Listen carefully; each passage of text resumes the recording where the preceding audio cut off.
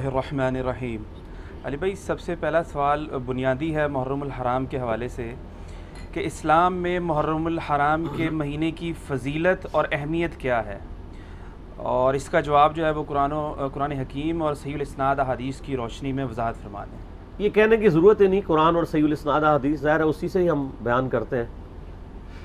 دیکھیں جی، محرم کا جو مہینہ ہے یہ ہجری کیلنڈر کا پہلا مہینہ ہے۔ اس پہ امت کا اجماع ہے کہ سیدنا عمر فاروق رضی اللہ تعالیٰ عنہ علیہ السلام کے دور خلافت کے اندر سیدنا علی ابن ابی طالب کے مشورے سے ہجرت کو بینچ مارک مقرر کیا گیا، کیونکہ ہجرت کے بعد ہی نبی علیہ السلام کو غلبہ نصیب ہوا۔ ہجرت مدینہ سے پہلے صرف 125 بندے مسلمان تھے 13 سالہ مکی دور میں، اور ہجرت مدینہ کے بعد کے اگلے 13 سال کے اندر رومن اور پرشین امپائرز بھی گر چکی ہوئی تھی آلموسٹ، الحمدللہ۔ تو یہ بینچ مارک تھا۔ 125 بندے مسلمان ہیں ہجرت مدینہ کے وقت۔ 2 ہجری میں غزوہ بدر ہوتی ہے، 3 ہجری میں غزوہ احد ہوتی ہے، 5 ہجری میں غزوہ خندق، 6 ہجری کے اندر صلح حدیبیہ، 7 ہجری میں غزوہ خیبر، 8 ہجری میں فتح مکہ، اور 8 ہجری میں ہی غزوہ حنین مشرکین عرب کے خلاف آخری جنگ ہوتی ہے۔ 9 ہجری کے اندر غزوہ تبوک رومن امپائر سے ٹکرانے کے لیے نبی علیہ السلام خود تشریف لے گئے 30,000 جانثار صحابہ کے ساتھ رضی اللہ عنہم اجمعین۔ لیکن رومن امپائر کا جو ہیڈ تھا کیسر روم، وہ دہشت کھا کے بھاگ گیا۔ نبی علیہ السلام آلموسٹ وہاں پہ 40 دن تک رہے۔ تمام قبائل سے آپ نے معاہدے کیے کہ یا نیوٹرل رہو گے یا ہمارا ساتھ دو گے۔ اگر کیسر روم اس وقت جنگ کے لیے تیار ہو جاتا تو جنگ یرموک وہیں پہ ہو جاتی، اور پھر نبی علیہ السلام کی 11 ہجری میں وفات ہوگی۔ یہ میں نے ایک ہسٹری کے طور پہ بتایا۔ سیدنا علی کا مشورہ تھا کہ ہجرت کو ہم بینچ مارک مقرر کر کے پیرلل میں جو ہمارا لیونر کیلنڈر ہے چاند کے اعتبار سے، وہ ہجری کیلنڈر سٹارٹ کیا جائے۔ ویسے لیونر کیلنڈر تو اسلام سے پہلے کا ہے، سولر بھی اور لیونر بھی، لیکن پھر یہ اسلام کے ساتھ ہی منسوب ہو گیا۔ عیسوی بھی مسلمانوں کے ہی ہیں اور ہجری بھی مسلمانوں کے ہی ہیں۔ سیدنا عثمان رضی اللہ تعالیٰ عنہ کا مشورہ تھا کہ محرم کو بینچ مارک کیا جائے پہلے مہینے کے اعتبار سے۔ نبی علیہ السلام کے مبارک دور میں، سیدنا ابوبکر کے دور میں یہ ڈیسائیڈ نہیں تھا کہ کس مہینے سے اسلامی کیلنڈر سٹارٹ ہو، تو سیدنا عثمان کا مشورہ تھا کہ محرم سے سٹارٹ ہو۔ اس کی ٹیکنیکل ریزن یہ ہے کہ صحیح مسلم میں حدیث ہے کہ رمضان المبارک کے بعد اللہ تعالیٰ کو سب سے بڑھ کر محبوب روزے اللہ کے مہینے کے روزے ہیں، اور اللہ کا مہینہ ہے محرم، نبی صلی اللہ علیہ وآلہ وسلم نے فرمایا۔ تو چونکہ اللہ تعالیٰ نے اسے خاص اپنے ساتھ اس مہینے کو کیا ہے، رمضان تو امت کا مہینہ ہے، محرم کے مہینے کو اپنے ساتھ خاص کیا ہے، اس لیے سیدنا عثمان کا مشورہ تھا کہ اسے بینچ مارک کیا جائے۔ اس کے علاوہ سورہ توبہ کی آیت نمبر 36 میں آپ پڑھیں گے کہ جب سے اللہ تعالیٰ نے زمین و آسمان کو پیدا فرمایا تو حرمت والے مہینے 4 ہیں، کل مہینوں کی تعداد 12 ہے۔ آپ دیکھیں لیونر ایئرز دیکھیں، اس میں 12 مہینے ہیں، سولر میں بھی 12 ہیں، اور ان میں سے 4 حرمت والے ہیں۔ وہ کون سے 4 ہیں؟ وہ بخاری اور مسلم دونوں میں یوم النحر کا خطبہ ہے نبی علیہ السلام کا، قربانی والے دن کا۔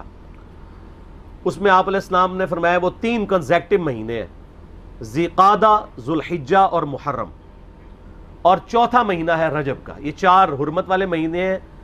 اسلام سے پہلے بھی ان مہینوں کے اندر جنگ کرنا منع تھی، لڑائی کرنا منع تھا، اور اسلام نے بھی اسے حرام کیا۔ ان کی یہ حرمت ہے۔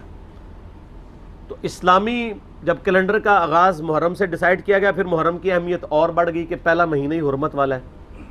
اس کے علاوہ محرم کے مہینے میں ایک دن ایسا تھا، عاشورہ کا دن، جو بخاری مسلم میں آلموسٹ 50 احادیث ہیں کہ جو اسلام سے قبل بھی مشرکین عرب اس دن کا روزہ رکھتے تھے، اسلام نے اسے کنٹینیو کیا، اور جب تک رمضان کے مہینے کے روزے فرض نہیں ہوئے، یہ عاشورہ کا 10 محرم کا روزہ فرض تھا۔ عاشورہ کا لفظ بخاری مسلم میں موجود ہے۔ جب یہ فرض ہو گیا تو بخاری مسلم میں آتا ہے نبی علیہ السلام نے فرمایا یہ آپشنل ہے۔ اس کے علاوہ ایک اور حدیث بھی ہے بخاری اور مسلم میں، جب نبی علیہ السلام ہجرت کر کے مدینہ شریف آئے اور آپ کو یہ پتہ چلا کہ یہودی جو ہیں وہ 10 محرم کا روزہ رکھتے ہیں، تو آپ علیہ السلام نے ان سے پوچھا کیوں رکھتے ہو؟ تو انہوں نے کہا کہ ہم اسے عید کے طور پہ مناتے ہیں۔ ایک طریق میں آتا ہے عید کے الفاظ، ایک میں آتا ہے ہم خوشی کا دن مناتے ہیں، ایک میں الفاظ ہیں ایام اللہ میں سے ہے، یہ تینوں الفاظ بخاری مسلم میں ملتے ہیں۔ تو آپ صلی اللہ علیہ وآلہ وسلم نے فرمایا ہم زیادہ حق رکھتے ہیں کہ حضرت موسیٰ علیہ السلام کا یہ دن ہم منائیں، تو آپ نے فرمایا تم بھی روزہ رکھا کرو۔ مسلمانوں نے پھر سے اس روزے کو شروع کیا۔ پھر بخاری مسلم کی ایک حدیث میں آتا ہے کہ ایک صحابی نے عرض کیا کہ اللہ کے محبوب صلی اللہ علیہ وآلہ وسلم آپ تو ہمیں مخالفت کا حکم دیتے ہیں یہود و نصارہ کی، تو یہ انہی کی پیروی ہو جائے گی۔ تو آپ نے فرمایا کہ اگلے سال میں زندہ رہا تو 9 محرم کا روزہ رکھوں گا۔